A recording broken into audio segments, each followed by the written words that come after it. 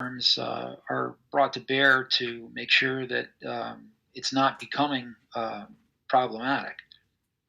Has anyone else heard of anything similar to that?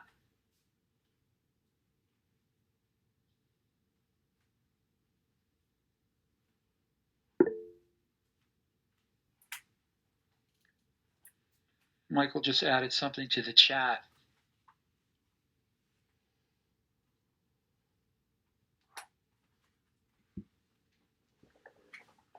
Okay, about the retaliation issue and just cause termination.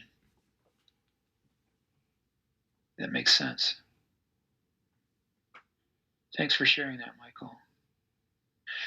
Anyone else have a topic or a thought they'd like to bring up? Joel?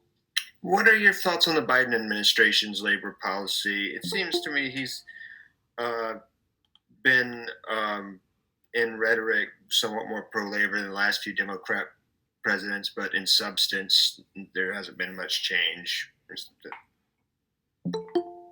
Well, it's kind of like I said in my opening observation. I found that the Democrats seem to be trending in entirely new directions in terms of their policy initiatives, and I don't think labor is being treated with anything more than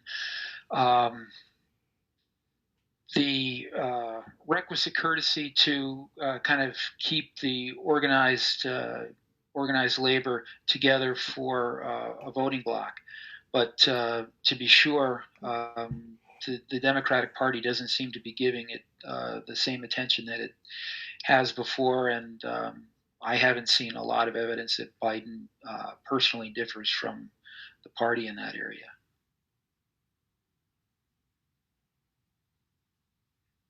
Other thoughts, other insights, other topics, worker-related topics that anyone would like to introduce?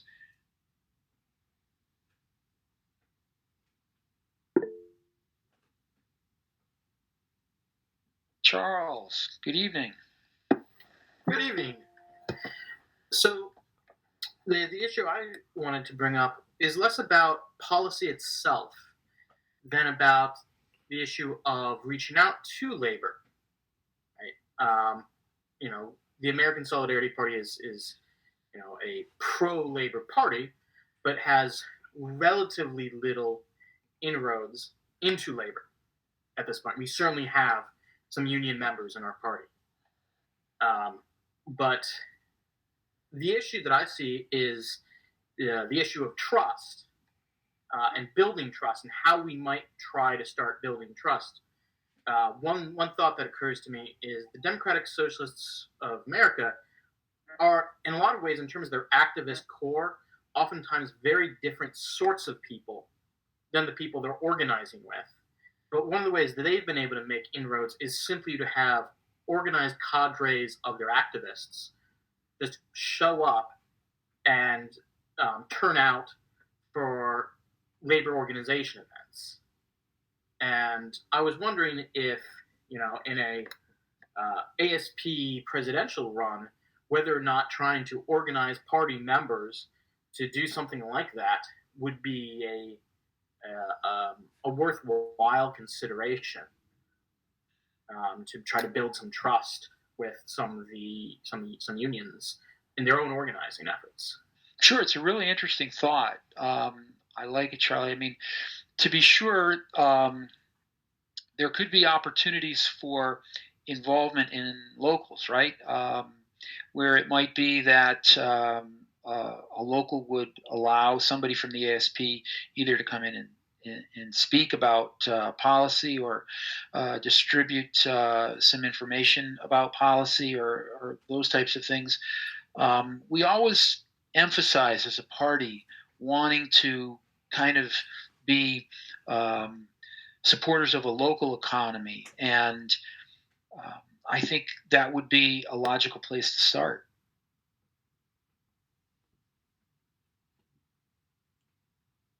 Lauren, you had your hand up earlier, and I called on Charles. Did you have something that you wanted to offer to it?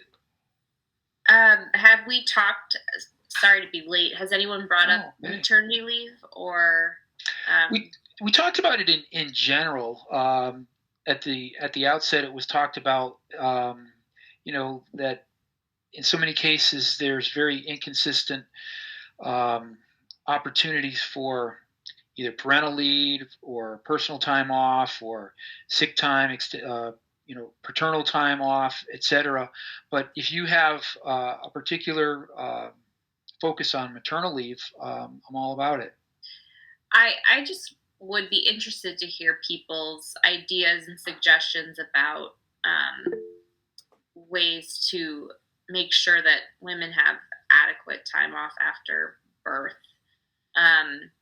And I don't have any particular expertise, but I'm just interested in people's thoughts on that, because I think that that's going to be a huge sort of post-Roe selling point for our party. Anyway. I agree. Does anyone have any examples of where maternal leave has been expanded or given in a creative sense? Dane's got his hand up. I don't know if that's what it's about. Dane? Yeah, the biggest challenge I've seen, Lauren, is, we want to detach maternity leave pay from the employer, right? But even when you do that, currently FMLA has a 12-week cap. Your employer doesn't have to even keep you. Like, even if you want to go unpaid for 6 months, it's not legally allowed unless you have the leverage to demand it from your employer. Right? Like, that's like from a direct labor relations. And I think my view on maternity leave pay is that it should be handled as a government program separate from the employer side. But your employer should have to keep that job open for you, right? Like, currently that's a maybe. If you have a medical emergency, do you have the ability to demand it from your employer? That's what decides it. So beyond FMLA, you're saying? Exactly. Yeah. So it's just 12 weeks. And even some relatively large employers aren't eligible. You have to have like 100 employees or more nationally. Like, my company has like 98 employees. So a lot of those uniform rules my own workplace is just exempt from. Even though we're a $60 million a year company. Absolutely. And it's possible that companies maintain that threshold too, for the express purpose of not having to fall under that obligation. It wouldn't surprise me. Any other thoughts on maternity leave? I see Dominic has his hand up. Dominic, welcome. Yeah, thanks. My thoughts are related to this. I want to thank Lauren and Dane both for their comments. So I both have a number of children. I've had 5 young kids, and while my wife doesn't work, I think it would be great to see some expansion towards some paternity leave legislation. Personally, when my wife has a child, I also have to take off work to watch the other 4 children. I think that's a consideration in the discussion. While it's not as critical and important, I would rather see an expansion of maternity leave.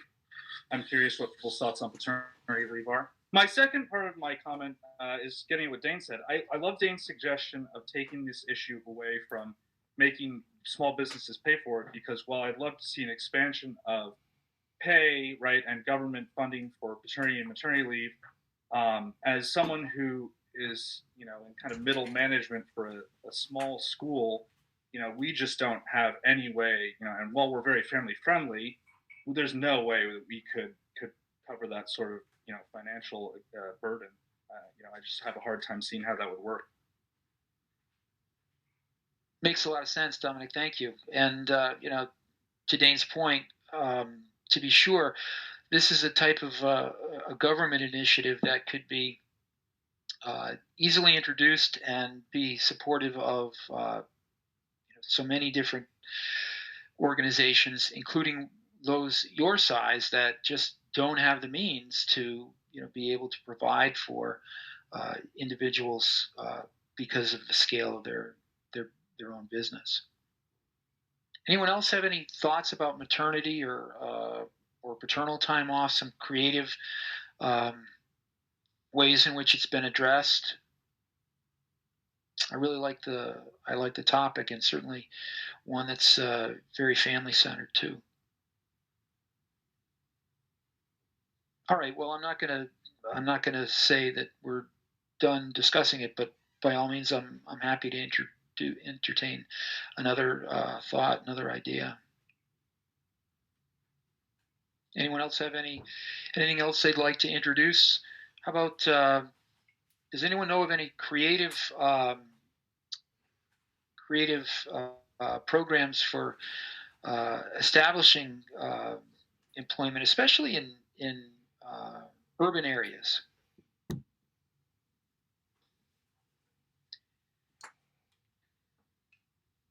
You all are much too young, and I am admittedly too young to remember this, but some research that was done. There was a program that was part of the New Deal that was referred to as the Works Progress Administration, the WPA, and it was a relief measure that was addressing high unemployment. And what it did is it subsidized kind of entry level or low skill level labor projects.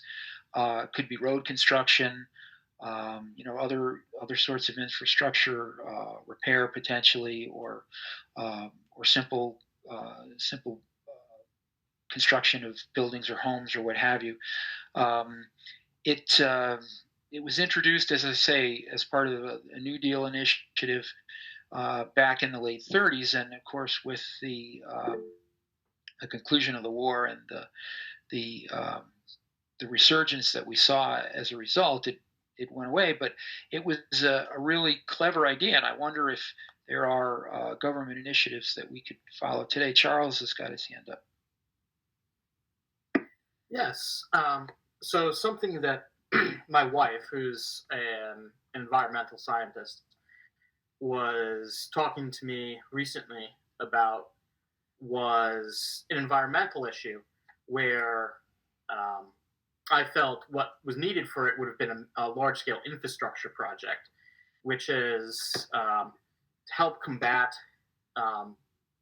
There's been, in many parts of the country, there's been a lot of issues with drought and the drying up, of water.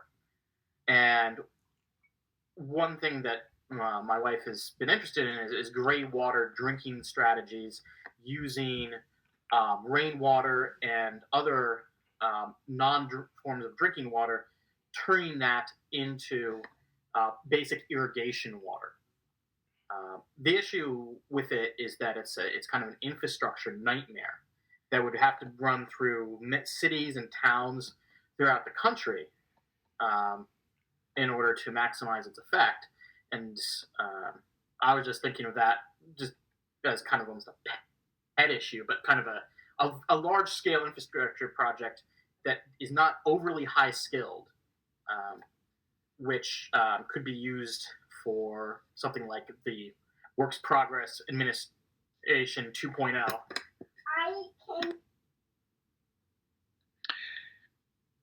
Yeah, it's a clever idea. It's an idea that would serve the needs of a lot of people too. Joseph.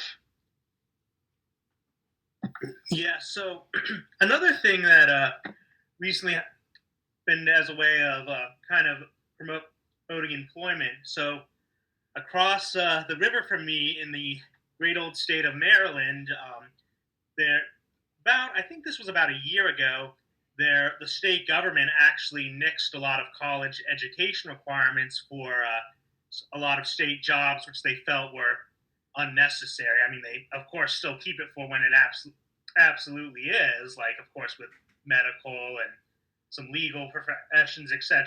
But the fact that they took a prudent look at that, and they said, maybe we can get some more people employed in some better paying and better benefit providing jobs by looking in that. And I'm not I'm not at all anti-college. I think there should be some things done to make it affordable, but I think that might be a good start to maybe maybe at the government level and maybe even incentivize the private level to a degree to consider or to reconsider some college education requirements, so that way, I mean, people don't feel absolutely obligated to do so, that they can get into some better jobs without it. Good observation. So initially I was thinking maybe you were saying that they might be relaxing some certifications of some sort, but it seems as though it might just be some minimum requirements that they would have had imposed previously for employment. Do you know if it was? And I know you mentioned that it was not your own state, but the state of Maryland. Do you recall how successful it was? Or Dane, you live in Maryland. Do you have any insight on that? And was it a program you were familiar with, and was it successful?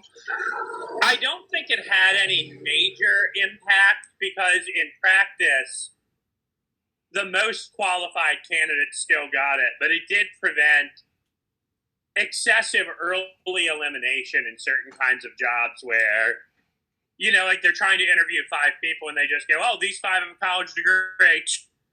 Let's interview those 5 to figure out who really gets the job, right? Like that changed a little bit. But in practice, I don't think it didn't change the numbers, right, of what was available in terms of total jobs or overall pay structures. Interesting. Nor did it result in new positions, I take it. No, they didn't establish any new positions. They just removed some of the barriers. They removed the arbitrary credential of a bachelor's degree, right? Sure. But that was it. So. Thank you.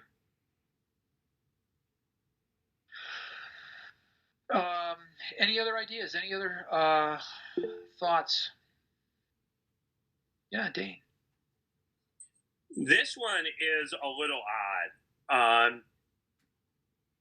But this would be kind of a broader wage reform. One would be implementing overtime pay for work on Sundays and holidays. In practice, this used to exist, right? Like unions used to demand this, and union jobs still do. But it was never part of the law, so as unions weakened, the structure just disappears. It's also sort of a way to somewhat bring back blue laws without getting into arguments about which job is deserving of it. Like, well, should the grocery store be open or closed? Should the toy store be open or closed? Should the hospital be open? Doesn't matter, right? It's a more level scale. No, you've got a Sunday shift, time and a half or whatever, right? That should be part of the framework to change our incentive structures about rest, right? And changing overwork so that we spend more time together as families and everything else. So what you're suggesting is that for businesses that elect to be open on Sundays and holidays, that they'd be required to pay a fixed rate of overtime, time and a half, for example. But obviously, police officers, doctors, firefighters, others that are obliged to work periodic Sundays, how would we address that?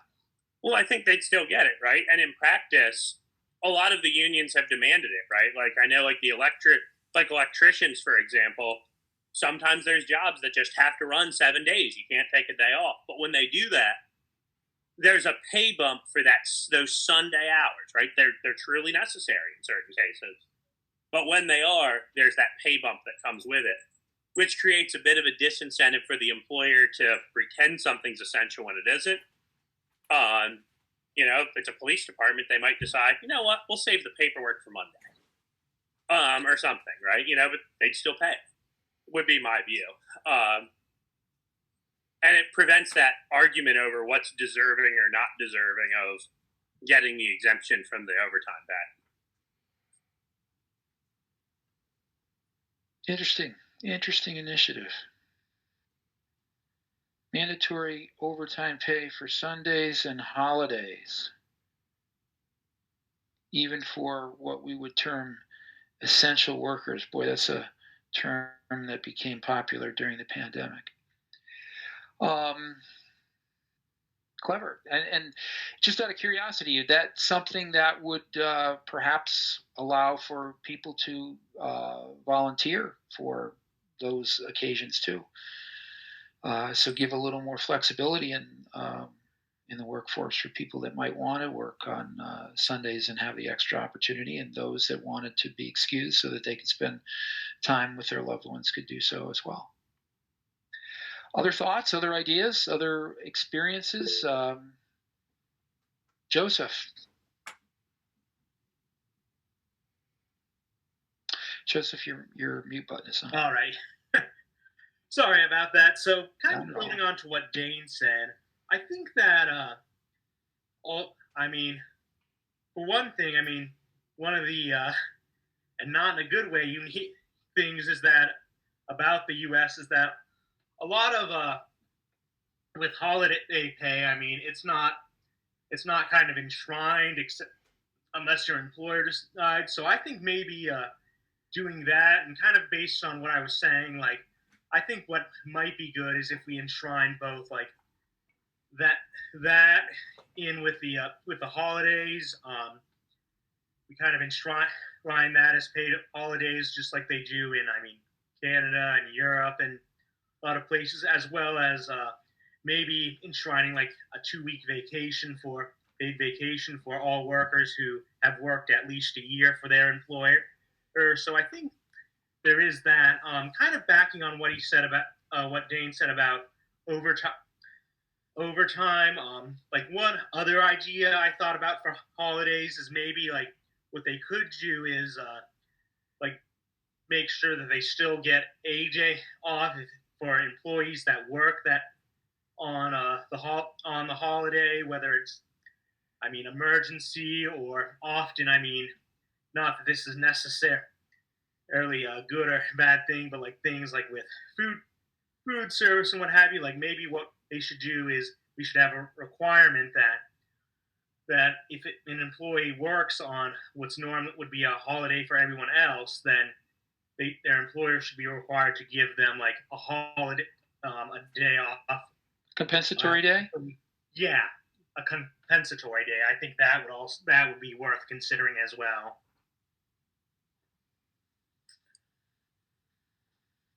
Good thought. I'm adding that along with your other thoughts about holiday pay and requisite vacation time. And I think you were very fair in saying that there should be some minimum amount of time served before they qualify for that, but that afterwards it should be something that should be seen as essential. Any other thoughts,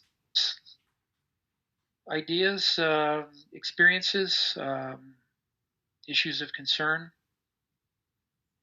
I'm surprised nobody's brought up universal basic income. I thought that might be a topic of interest tonight.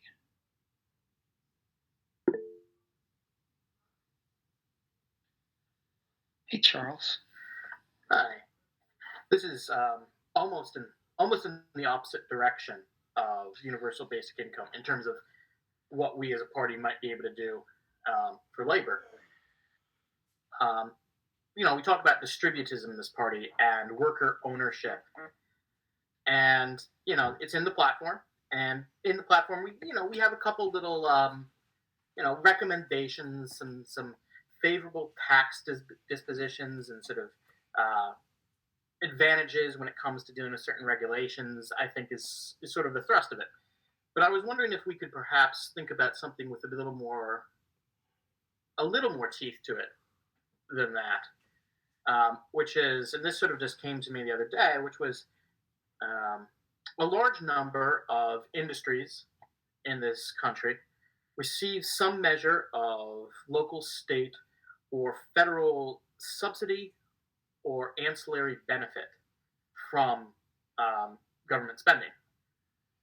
And I was thinking that one way to sort of strongly encourage a greater share of worker ownership is to make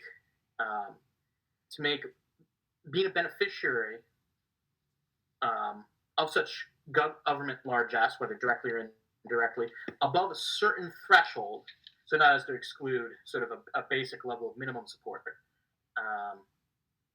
dependent upon concrete steps taken to increase or create worker ownership structures within the company or industry.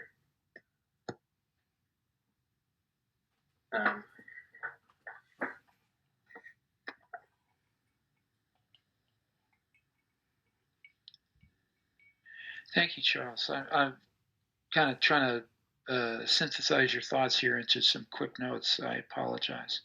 Does anyone else have anything they want to add to Charles's comment, or even introduce something new?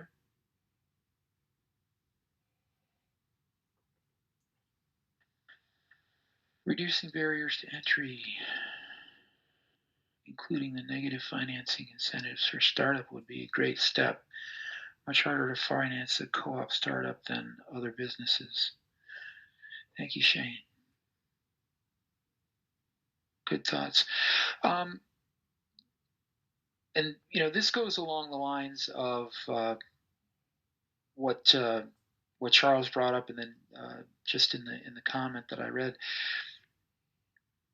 One of the biggest conundrums that we have with trying to introduce ownership economy is realizing that we have some very large corporations now that have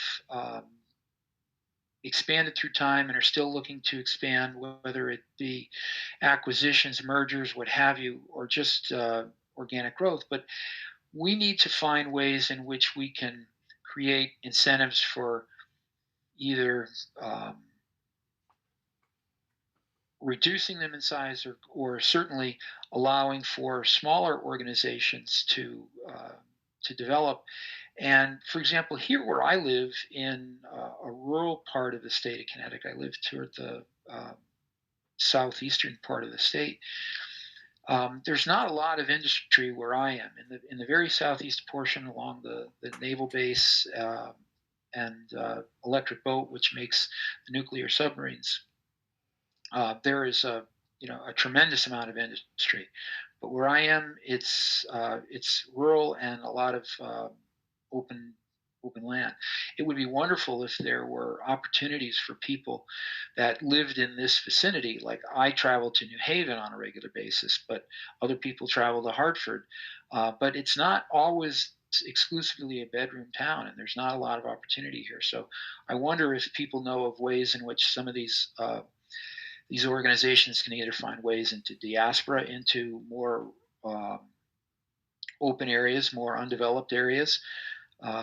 To be sure, there are opportunities, but in many cases too, there are also limitations with zoning and what have you. But I'm just expounding now on a thought that's occurred to me, not a very developed thought, but one that I feel, observing some folks here, especially some of the blue collar folks that have to travel long distances, that it's a burden. It takes them more time in their commute, more expense in their commute, more time away from their families as a result.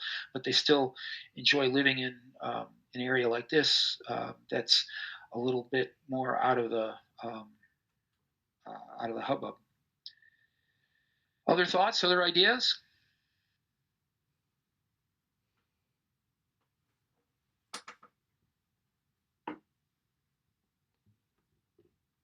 Just reading a comment from Charles.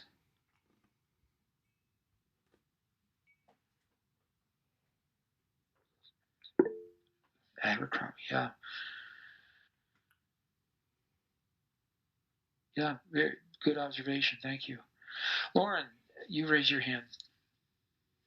I just have an observation, something I was thinking about today while I was taking my maybe to his doctor's appointment, is with the rise of telecommuting.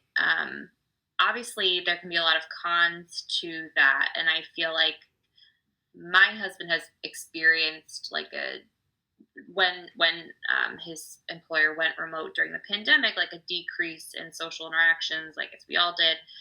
But one thing I've noticed now is the number of fathers I'm seeing out with their children during the day in spaces that would normally be considered like mother spaces. Like the Moms Club that I help run in our community now has a subset for dads, and their social interactions are increasing. So this, like, sort of the rise in telecommuting, instead of maybe having as many of like the negative social effects as I had feared, is actually leading to this like really amazing shift in at least communities here, where I know there's a lot of like knowledge workers and people who are able to do things remotely, to having a lot more dads on playgrounds and dads like in the supermarket that I'm seeing on a day-to-day basis. And it's really interesting to me just because these have been like female spaces. My parenting is not like, my oldest child is only 6, but even I've noticed like a rapid change in that, and I think it's for the good. So I like the flexibility that that's been offering a lot of families in my area, at least. It's an interesting development, and it makes a lot of sense because we're seeing a lot more of that today. Post-pandemic, we're seeing a lot more hybrid and continuing remote employment, and it's nice to see that there is that engagement that you mentioned on non-traditional days, on non-weekend days or non-holidays or what have you.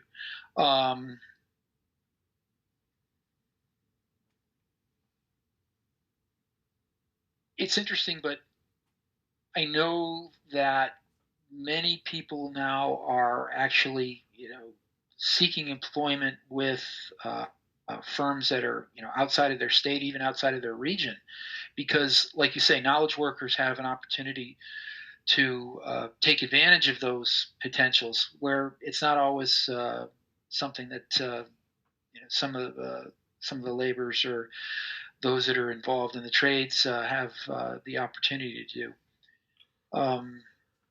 But that could be some distinctions, and I apologize because I'm trying to talk and read at the same time, which I'm not always the best at multitasking of that sort.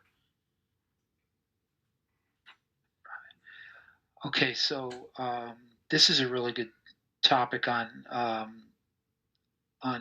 companies that are moving out of rural areas because of lack of service that is available in rural areas, especially broadband and other types of utilities. So yes, expanding the digital divide and bringing that to underserved areas of the country is really big, and that would go a long way to, I think, accomplishing what I was kind of reaching at a little while ago, is bringing more opportunity into rural areas and providing opportunities for people to work closer to home, and just giving some of the rural areas an opportunity for growth that could profit them. I know in the area that I work, for example, there's very little commercial real estate, and the tax base is almost exclusively residential. That puts a heavier burden on the residential taxpayers for obvious reasons, but the reason that a lot of the employers choose not to come here is because it's so much more efficient, or so much more desirable for them to stick to the more rural areas, and they have real estate, they have services, they have other opportunities that we don't provide them. So it's a bit of a catch-22, but to the point brought up here, this is a perfect need. Telehealth, great for rural areas. Agreed, and we're seeing much more of that as a result of the pandemic. Um, I'm talking to my doctor all the time now on my phone through an app, and I'm finding it a bit of an adjustment, but at the same time, there are adjustments that have become necessary, and I'm finding helpful, at least in terms of waiting for a long time to see a doctor or to get a call back from one. That's for sure.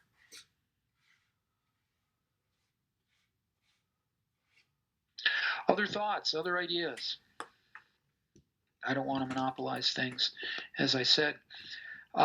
If not, I'm very grateful for the contributions that everyone's had, and I invite you to send me more thoughts, more views, and I will make this available for people to watch, and also come up with some other summaries of it. Joseph. Yeah, so I'm actually surprised. I mean, no one brought this up, but I still think, but I still think it might be a good for to discuss in a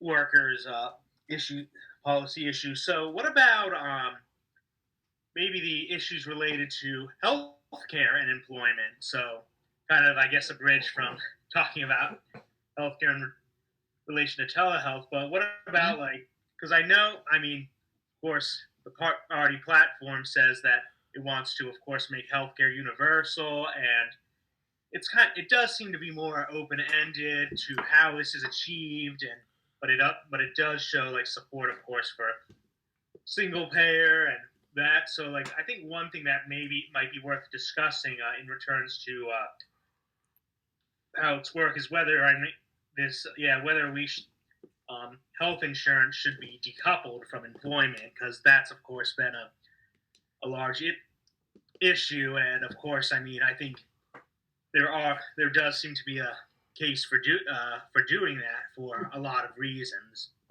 So I just wanted to see if anyone had any thoughts on that.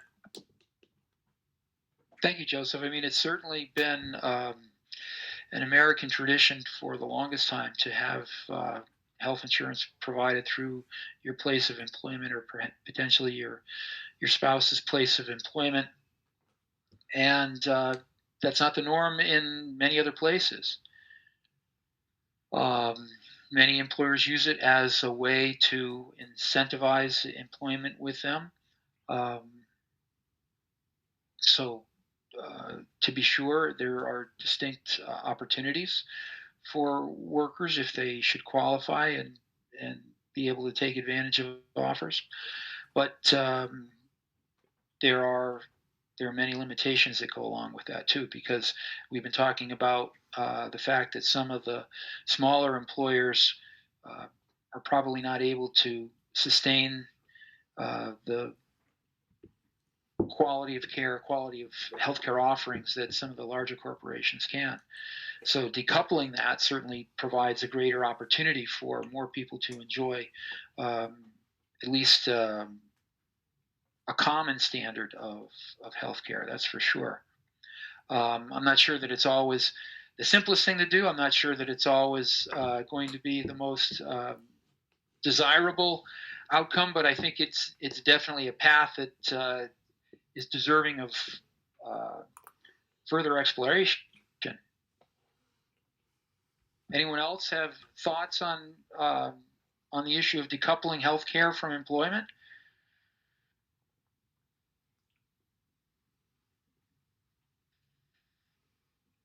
Okay, other topics. Going once, going twice.